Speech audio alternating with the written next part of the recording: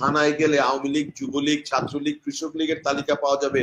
আর এটা তো গুটি কয়েক কর্মচারী যাদের নির্দেশে হয়েছে সেখানে সাভারে, যারা ডিসি ছিলেন, পুলিশের এসপি ছিলেন, অথবা থানার ওসি ছিলেন, তদন্ত কর্মকর্তা ছিলেন। Even we can even name out the constables, প্রত্যেকের তালিকা আছে। তাদের কি গ্রেফতার করা হচ্ছে না? কুচি কাচার বালকরা যারা এখন বাংলাদেশকে স্বপ্ন দেখাচ্ছে, তারা নিজেরা কতটুকু রাজনীতি সচেতন সে ব্যাপারে আমি সন্দিহান। গণপরিষদ নির্বাচন আগে হবে, এটা মানেটা কি তারা জানে? ইফ ইটস এটা যদি জানে, তাহলে বাংলাদেশকে নিয়ে একটি গভীর চক্রান্তের অংশ আমি মনে করি। তারা ৭২-এর সংবিধানের কবর রচনা করবেন, তারা মুজিববাদের কবর রচনা করবেন, নতুন করে নিয়ে আসবেন জিয়াবাদ। মারহাবা, কথা বললেই হলো।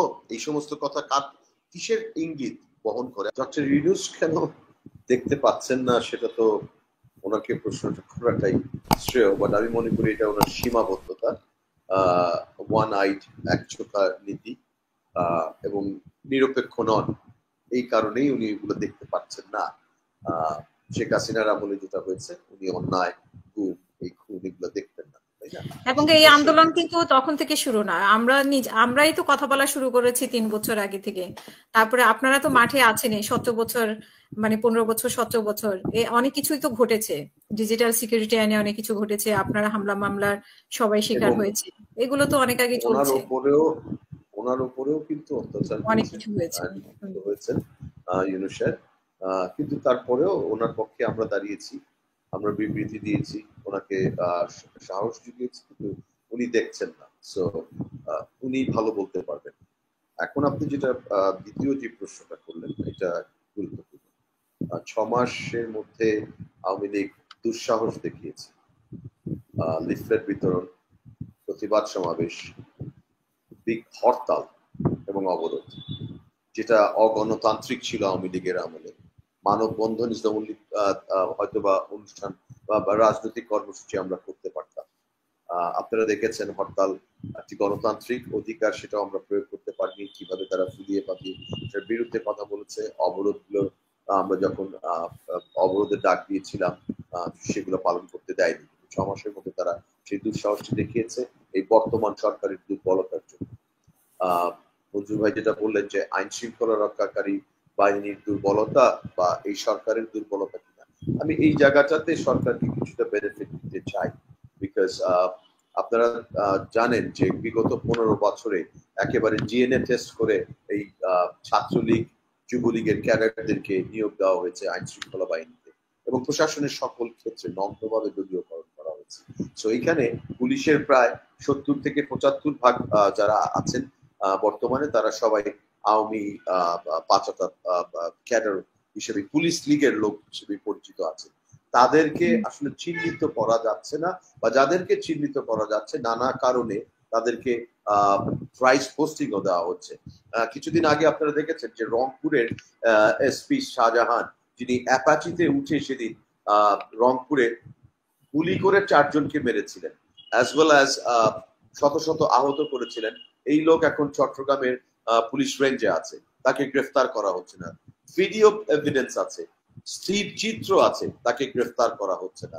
প্রথম আলোতে গতকাল যেটা বেরিয়ে এলো, সাভার গণহত্যা, which is ৫ই আগস্টে বাংলাদেশের জনগণ যখন গণভবনটাকে দখল করে নিয়েছে, সেখানে সাভারে নির্মম গণহত্যা চলছিল। সেটাকে আমরা জানি না ওই সময় কারা কারা দায়িত্বে ছিলেন। উনি যেমন বললেন যে থানায় গেলে আওয়ামী লীগ, যুবলীগ, ছাত্রলীগ, কৃষক লীগের তালিকা পাওয়া যাবে। আর এটা তো গুটি কয়েক কর্মচারী যাদের নির্দেশে হয়েছে সেখানে সাভারে, যারা ডিসি ছিলেন, পুলিশের এসপি ছিলেন, অথবা থানার ওসি ছিলেন, তদন্ত কর্মকর্তা ছিলেন। Even we can even name out the constables, প্রত্যেকের তালিকা আছে। তাদের কি গ্রেফতার করা হচ্ছে না? আজকে যুগান্তরে যেটা আছে, ৫৭২ জন আওয়ামী দোসর জামিনে বেরিয়ে গেছে। আনবিলিভেবল।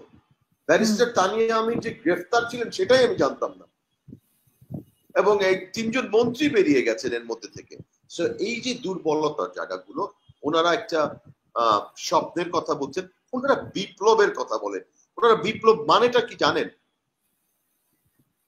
আজকে সিরিয়াতে ২ মাস হয়নি, আপনি দেখেন বাথ পার্টি 60 ইয়ার্স যাদের ছিল বিলুপ্ত করা হয়েছে, 35 জনকে ফাঁসিতে ঝোলানো হয়েছে। এখন পর্যন্ত এই বিচারগুলো যেগুলা ওনারা বিচারের কথা বলেন, কোনো কার্যক্রমই আমরা দেখছি না। আইসিটি অ্যাক্টে ওনারা বলেছিলেন যে অ্যাটলিস্ট এই যে গণহত্যা, বাংলাদেশের নির্বাচন ব্যবস্থাকে ধ্বংস করা, এর জন্য একটি বিধান রাখা হবে আওয়ামী লীগকে পরবর্তী একটি বা দুটি নির্বাচনে অংশগ্রহণ করতে না দেওয়ার উপরে, সেটাও রাখা হয়নি। সো আমরা কনফিউজ এই মুহূর্তে যে এই সরকার আসলে কি করতে চাচ্ছে। তারা এক এক সময় এক একটা কথা বলছে। এই যে কোমলমতি, আমি বলি কচি কাচার বালকরা যারা এখন বাংলাদেশকে স্বপ্ন দেখাচ্ছে, তারা নিজেরা কতটুকু রাজনীতি সচেতন সে ব্যাপারে আমি শুনি না। গণপরিষদ নির্বাচন আগে হবে, এটা মানেটা কি তারা জানে? এটা যদি জানে, তাহলে বাংলাদেশকে নিয়ে একটি গভীর চক্রান্তের অংশ আমি মনে করি সামনে যাচ্ছে। কিন্তু ওরা তো শুধু বাচ্চা ছেলে বললে তো হবে না, ওদের পেছনে তো মানে কোন একটা বয়স্ক শক্তিও আছে। আমি তো সেটাই বললাম যে বাংলাদেশকে নিয়ে একটি গভীর আন্তর্জাতিক চক্রান্ত চলছে। আমি ওইটাই তো বললাম যে বাচ্চারা, এরা যদি বাচ্চাও বলি, বা এরা গণপরিষদ নির্বাচনটা কি সেটাই তো হয়তো বা জানে না।